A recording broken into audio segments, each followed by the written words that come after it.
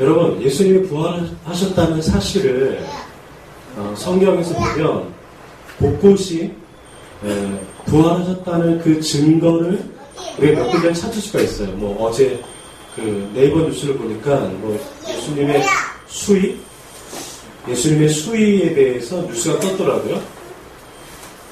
이게 뭐 한 번, 두 번 일어난 일이 아니에요.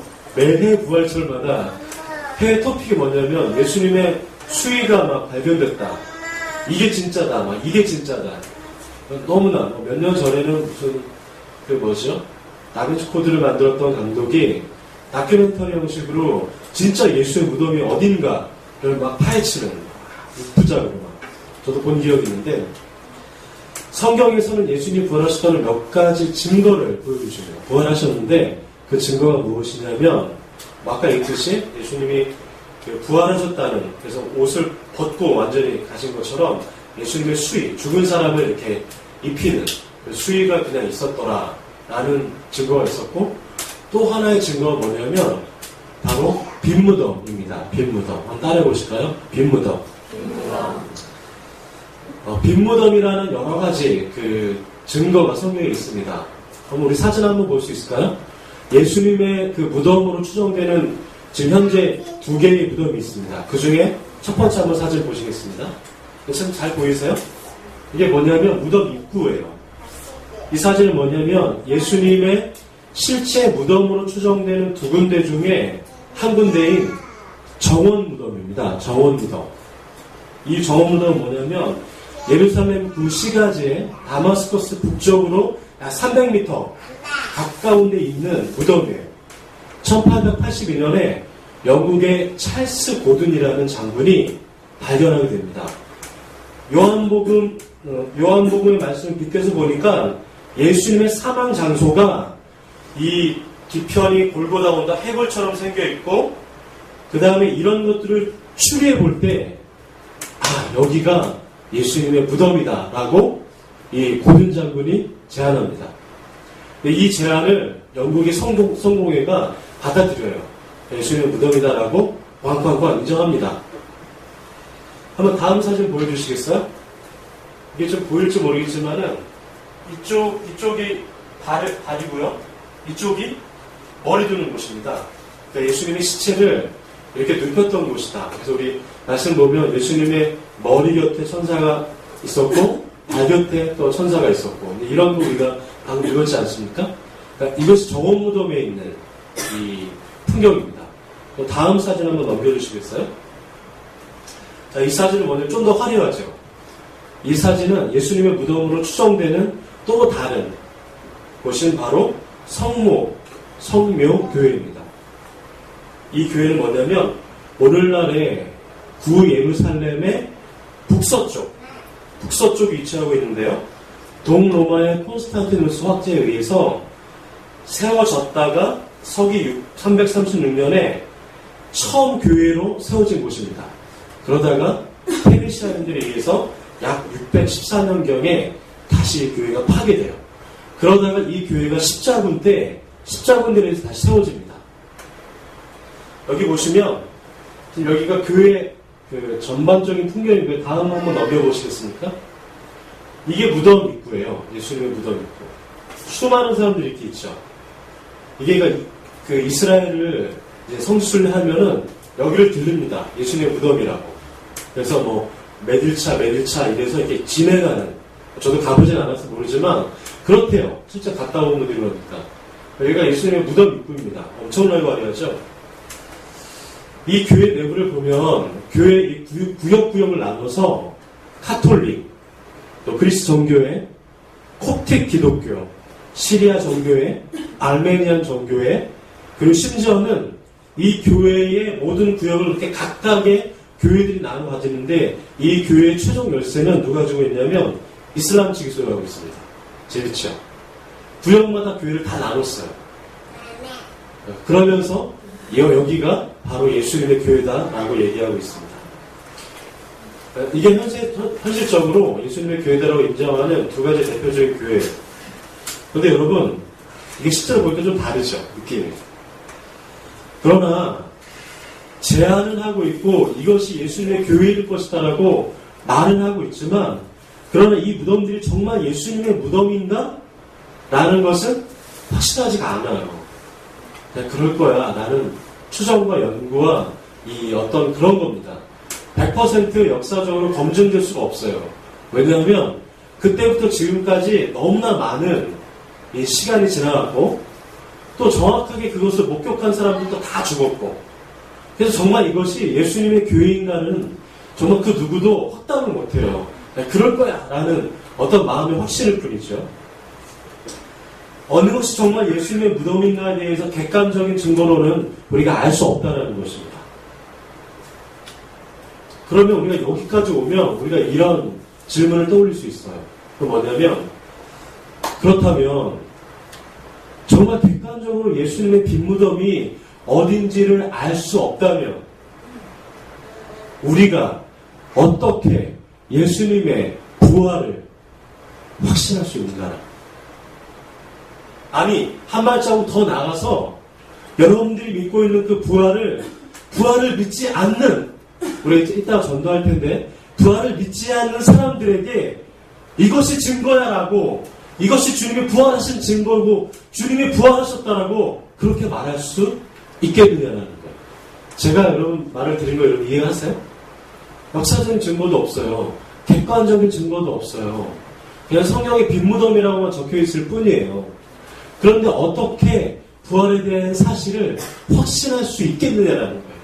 그냥 남들이 다 부활이라고 하니까 아무 생각 없이 아무 믿음 없이 그냥 부활이라고 말하는 것보다 정말 내 마음속에 주님이 부활하셨다라는 그 증거가 우리에게 필요하지 않겠느냐라는 거예요. 여러분 사실 증거라는 것은 뭐죠? 내가 내 눈으로 보고 내 손으로 만져보고 그리고 나서 내가 증인입니다. 이렇게 얘기하는 거잖아요. 교통사고 목격자 증인. 내가 내 눈으로 봐야지만 증인되는 거예요. 여러분 부활하신 예수님을 보셨어요? 못 봤잖아요. 볼 수도 없어. 2000년 전 일어났던 일인데 지금처럼 뭐 이렇게 뭐 카메라나 핸드폰이 있으면 사진이나 동영상을 찍지. 그때는 그런 게 없었어요. 아무것도 남길 수가 없었어. 여러분 정말 우리가 객관적인 증거를 진짜 부활하신 주님의 객관적인 증거를 찾아서 딱 들이내밀잖아요. 더 중요한 건 뭐냐면 그래도 여러분들은 못 믿습니다. 왜 그런지 아세요? 요새 뭐 예를 들면 인터넷 뉴스에 떠돌아다니는 막 이런 것들 있잖아요. 여러분 믿습니까? 안 믿어요. 진짜라고 해도 안 믿어. 막 예를 들면 어떤 사진이 우리 뭐 연예인들 막 이런 사진 유출됐다고 해. 근데 여러분 그걸 보고 그냥 그렇구나 생각하는 사람도 있지만 대부분의 사람들은 어떻게 생각해요? 딱 보면 알아요. 이거 합성이네? 이게 머리하고 보면 따로야. 여기에 막 그늘진도 있고 음영 차이가 이거 되게 어색해. 실제로 눈으로 봐도 객관적인 증거를 봐도 그거를 실제라고 받아들이지 않는다니까요. 이 시대에는. 그러니까 그런 시대에 어떻게 눈에 보이지도 않는 부활하신 예수님을 여러분들이 말할 수 있겠느냐라는 거예요. 이건 정말 심각한 우리 삶의 퀘스천인 거예요. 믿음의 퀘스천인 거예요. 우리 교회 안에서야 성경 안에서야 우리 안에서야 부활하셨다라고 막 믿지만 결국 우리는 그 복음을 부활하신 주님을 어떻게 해야 돼요? 전해야 되는 거 아닙니까? 증거가 어디 있냐고요. 부활하신 증거. 더 중요한 것은 무엇인지 아십니까? 실제로 예수님의 부활을 목격한 사람도 예수님의 부활을 믿지 않았습니다. 오늘 본문의 말씀을 보면 우리가 알 수 있습니다. 예수님의 빈 무덤을 먼저 막달라 마리아와 여자들이 반기고 맞이하게 되죠. 발견하고 제자들에게 그 사실을 알립니다. 그러나 그 제자들은 빈 무덤을 본 순간 예수님의 부활을 믿은 것이 아닙니다. 우리 먼저 8절 한번 읽어보도록 하시겠습니다. 20장 8절 같이 한번 읽어보도록 하겠습니다. 시작.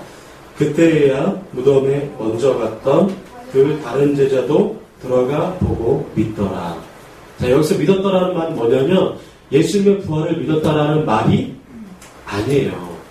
그냥 무덤이 비었다라고 말하는 막달라 마리아의 말을 믿었다라는 거예요. 그러니까 예수님이 실제로 돌아가시기 전에 말씀하셨잖아요. 내가 다시 살아날 거야.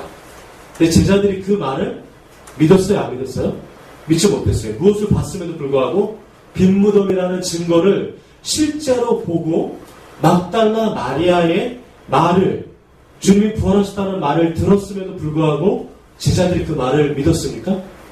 믿지 않았어요. 왜냐하면 9절을 보면 그들이 믿지 않았다는 사실을 우리가 알 수 있습니다. 9절 같이 읽겠습니다.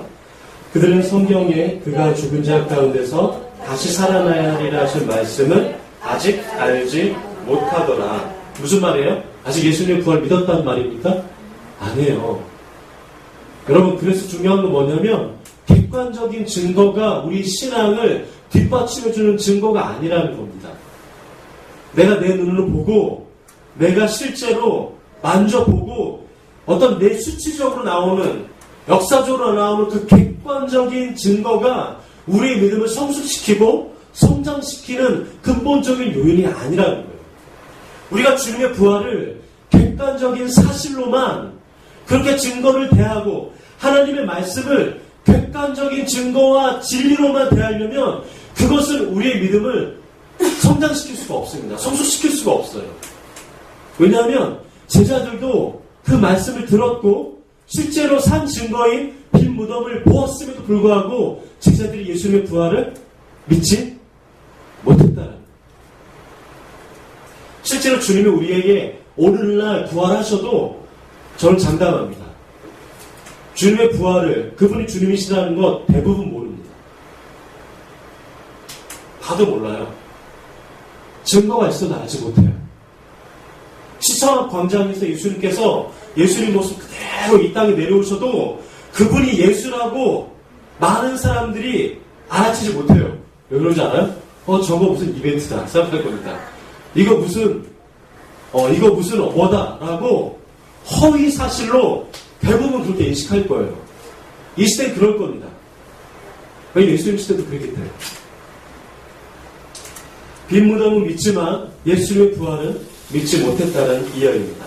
빈 무덤을 눈으로 보고 이 제자들이 직접 들어가서 마리아의 말을 듣고도 예수님의 부활을 믿지 않았다는 얘기입니다. 그러면 여기서 정말 우리 안에 진지한 질문이 드는 건 이겁니다. 그러면 도대체 어떻게 해야 부활하신 예수님을 믿을 수 있는 것인가? 라는 거예요. 여러분들은 저도 훨씬 더 믿음이 좋아서 부활하신 주님을 다 믿지만 제 안에 들었던 근본적인 질문은 이거예요. 눈으로 볼 수도 없고 내가 보지도 못했고 그냥 내가 알고 있고 그냥 그럴 것이다 라고 많은 사람들이 생각하고 메시지를 들었기 때문에 그냥 그럴 거야 라고 그냥 이렇게 할 거 믿는 게 아니에요. 진짜 믿음은 뭐냐면 실제로 그렇다라는 겁니다. 그게 사실이다라는 겁니다. 그리고 그것이 나의 삶을 이끌어간다라는 것이죠. 부활하신 주님이 내 삶의 가장 중요한 중심축이다라는 것이죠. 실제로 그렇게 살면 우리의 삶이 주님 안에 주님이 주시는 그 기쁨으로 충만합니다. 도대체 어떻게 해야 우리가 부활의 믿음을 가질 수 있는가라는 거예요. 주님이 부활하셨다라는 증거를 가질 수 있는가라는 것입니다. 무엇일까요? 제가 오늘 말씀을 보고 묵상하면서 이 예수님을 처음 만났던 막달라 마리아의 모습이 바로 부활의 증거다라고 생각이 들었습니다. 무슨 말이냐면 한번 저를 따라해 주시면 감사하겠습니다. 예수님을 개인적으로 만나야 합니다. 다시 한번 예수님을 개인적으로 만나야 합니다. 그것이 부활의 증거예요. 예수님을 공적으로 만나지 마십시오. 예수님을 여러분들의 가장 가까운, 여러분들 예수님을 매일매일 개인적으로 만나는 일이 있어야 주님이 부활하셨다는 사실을 믿게 됩니다. 예수님과의 개인적인 만남이 없이는 부활신앙을 가질 수가 없어요. 부활에 대해서 믿는다고 하지만 예수님과의 개인적인 만남이 없이는 사실은 객관적인 증거와 예수님에 대한 어느 정도의 지식과 성경에 대한 어느 정도의 바탕이 있어도 우리는 부활하신 주님을 믿을 수도 없을 뿐더러 부활하신 주님을 전할 수도 없습니다. 이 시대 많은 사람들이 부활절에만 주님이 부활하심을 축하하고 나머지 51주는 주님의 부활을 믿지 않아요. 왜 그럴까요? 주님을 개인적으로 만나는 일이 점점 줄어들기 때문입니다. 주님을 개인적으로 만나야 돼요. 막달라 마리아를 보십시오. 막달라 마리아가 주님 앞에 그 이른 아침에 주님을 사모하는 마음으로 개인적으로 만나러 주님의 그 비무덤으로 달려가지 않습니까? 주님을 만나러 달려가는 사람에게 주님을 만나주세요. 우리 마음 안에 주님을 향해 달려가지도 않아.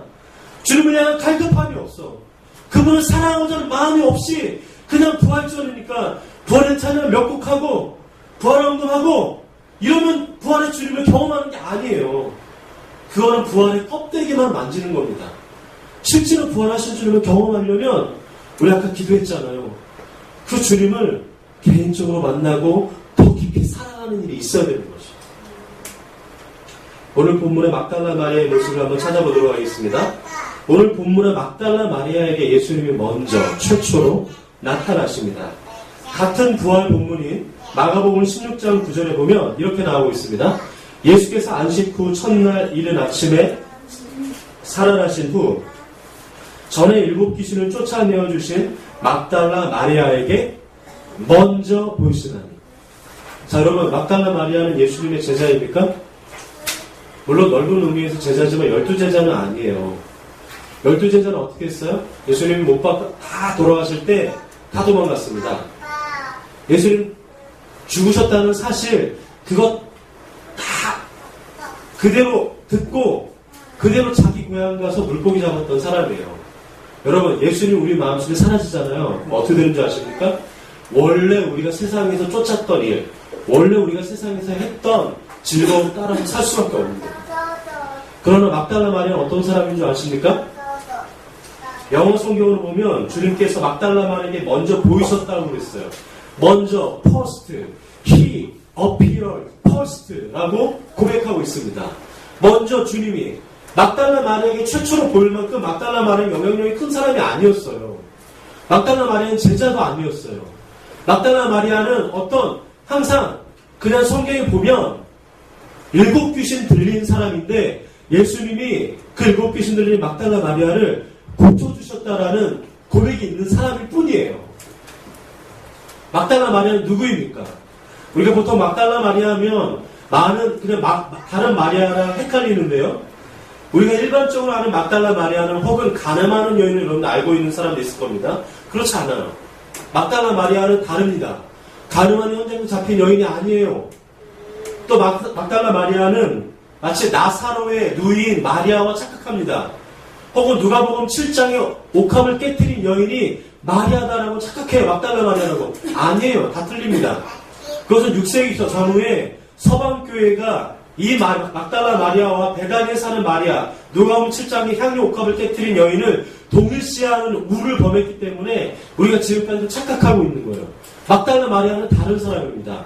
막달라 마리아는 7 귀신 들렸다가 아무도 쳐다보지 않고 아무도 미친 사람이라고 귀신 들린 사람이라고 외면하고 사람이라고 인정하지 않았던 그 여인이었어요. 그 여인을 주님께서 찾아가셔서 결국에는 그 여인을 고쳐주십니다. 그 7 귀신을 쫓아내주셔서 막달라 마리아를 온전한 하나님의 사람으로 변화시켜 주십니다. 누가복음 8장 2절과 3절을 보면 막달라 마리아에 대해서 이렇게 고백하는 게 있습니다. 곧 7 귀신이 나간 자 막달라인이라는 마리아와 자기들의 소유로 저희를 섬기더라. 무슨 말이냐면 예수님의 곁에서 제자는 아니지만 7 귀신 나간 막달라 마리아를 비롯해서 거기 보면 몇 명의 여인들의 이름이 기록돼요. 그 여인들이 자기들의 가지고 있는 소유로 예수님을 섬겼다는 거. 이렇게 식사도 해서 드리고 먹을 것도 해서 드리고 이렇게 예수님을 섬겼던 자들 중에 하나가 누구예요? 막달라 마리아입니다. 늘 예수님과 함께 따라다닌 사람이에요. 왜 그랬을까요? 너무 고마우니까. 너무 예수님이 좋으니까. 예수님이 7 귀신 들린 자기를 사람조차 자기를 외면했던 자기의 삶을 주님께서 고쳐주셨기 때문입니다. 예수님이 십자가에 돌아가실 때에도 그 형제들은, 그 제자들은 어떻게 했습니까? 그 십자가 현장에서 있었습니까? 없었어요. 베드로 다 도망갔어요. 요한 다 도망갔습니다. 야고보 다 도망갔어요. 예수님 곁에서 가장 가까이서 예수님의 말씀을 듣고 예수님과 함께 식사를 했던 그 총명받고 인정받았던 12명의 제자들은 다 도망갔습니다. 그 현장의 제자들은 다 도망쳐도 그 예수님 못 박히시는 그 현장에 막달라 마리아는 있었어요. 왜 그랬을까요? 예수님을 사랑하기 때문입니다. 예수님을 보고 싶어 했기 때문입니다. 심지어는 예수님이 숨을 거두시고 아리마대 사람 요셉 그 터에 요셉 함께 장사한 그 자리에도 바로 막달라 마리아가 있었습니다. 제자들 없었어요. 예수님의 그 몸을 받아서 장사하고 돌무덤에 넣는 그 장소에도 이 7 귀신 들렸던 이 막달라 마리아는 주님을 사랑해서 그 자리에 있었습니다. 안식 후 첫날 예수님의 무덤에 누구보다 더 일찍 향품을 바르고자 그 이른 새벽에 달려 뛰쳐나왔던 사람이 누굽니까? 막달라 마리아. 막달라 마리아는 예수님을 전심으로 사랑했어요. 막달라 마리아는 예수님을 전심으로 보고 싶었어요. 막달라 마리아는 예수님을 인격적으로 만났던 것이죠. 개인적으로 만났던 것이죠. 예수님이 먼저 마리아에게 나타나신 것은 바로 그 막달라 마리아의 사랑하심을 주님이 알고 계시기 때문입니다. 여러분, 주님을 사랑하십니까? 주님을 사랑하는 자에게 주님은 나타나시고, 부활하신 후 첫날 예수님이 막달라 마리아에게 나타날 필요 없었어요. 막달라 마리아에게 나타나서 제자들에게 이렇게 내가 나타날 거다라고 대신 말을 전해달라고 부탁하시잖아요. 그럴 필요 없었어요, 전혀. 그냥 예수님이 바로 다이렉트로 제자들에게 가서 자신의 부활하심을 나타내시면 되잖아요. 주님이 최초로, 자신의 부활하신 후 최초로 자기를 드러낸 사람이 누구라고요? 막달라 마리아예요. 왜? 주님을 사랑했기 때문에. 주님을 사랑하지도 않는데 여러분, 부활을 어떻게 증거합니까? 성경에 주님을 사랑하는 것은 주님의 말을 지키는 거라고 했어요. 하나님의 말씀을 듣고 생각하고 행동하는 것이 바로 예수님을 지키는 것이라고, 예수님을 사랑하는 것이라고 성경에서 우리에게 말하고 있어요. 예수님에 대한 갈망과 예수님에 대한 사랑이 없는데 우리 마음속에 부활하신 증거가 어디 있겠어요? 교회를 10년 다녀도 20년을 다녀도 예배를 100번 드리고 200번 드려도 우리 안에 아무런 감동이 없는 이유가 뭔지 아십니까? 부활절을 적어도 우리 20번 이상 지냈잖아요. 근데 부활하신 주님이 우리 마음속에 새롭게 다가오지 않는 결정적인 이유는 뭘까요? 증거가 없는 이유는 뭘까요? 우리가 예수님을 사랑하지 않기 때문에. 정말 예수님을 사랑하지 않기 때문에. 이 막달라 마리아처럼 그분의 그 모습을 보고자 사모하는 마음으로 주의 전에 나오거나 하나님 앞에 나가지 않기 때문에 우리는 부활하신 증거를 가질 수가 없는 것입니다. 우리가 왜 믿지 못하는가? 우리 삶 속에 부활하신 주님을 정말 왜 믿지 못하는가? 주님을 정말 사랑하지 않기 때문입니다. 우리가 왜 예수님과 깊은 교제가 없는가? 왜 주님을 만나지 못하는가? 그분을 사랑하지 않기 때문에. 사랑하지 않으니까 관심이 없는 거예요. 관심이 없으면 만날 수가 없어요. 주님을 사랑하십시오. 그러면 주님이 여러분들을 만나주세요. 부활하신 주님 앞에 그분의 선한 모습이 우리에게 다시금 오늘도 나타나신다는 것입니다. 주님을 알기 위해 시간을 투자하는 것입니다. 막달라 마리아가 이 아침에 뛰어난 것처럼 주님을 더욱더 알기 위해 예배 자리에